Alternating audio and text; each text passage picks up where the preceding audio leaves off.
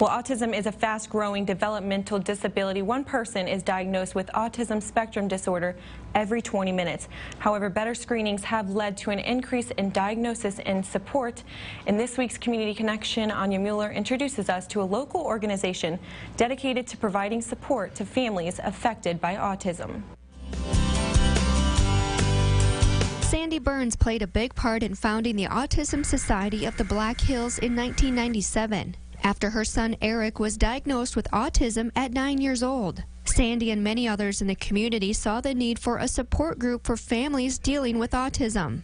Up until the time Eric was diagnosed, Sandy's family had a difficult time not knowing what was wrong. Well, I became very passionate about helping out with the group because I realized how much help the parents needed. A lot has happened since that time. The schools have really stepped up to help with the families and to provide better services to children with autism. And there's a better understanding overall with educators. After spending much of his childhood with severe behavior and communication problems, the Burns family struggled for many years trying to figure out the root of Eric's behaviors. Sandy explains that autism is oftentimes misunderstood or undiagnosed, and that awareness and support is greatly needed for the families. Well, autism is a spectrum disorder, so that means that every child with autism is different, but it affects their communication. It affects their ability to talk and express their feelings and express what they need. It also affects then their behavior as well because they can't get themselves understood. They also have some sensory issues as well.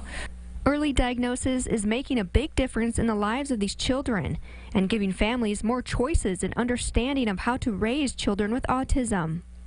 Support helps a lot.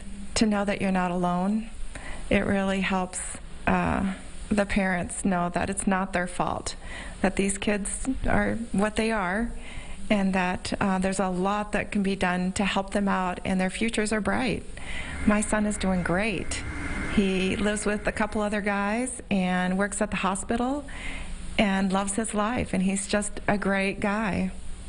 The group hosts monthly meetings as well as a sports and swimming exploring club for its members.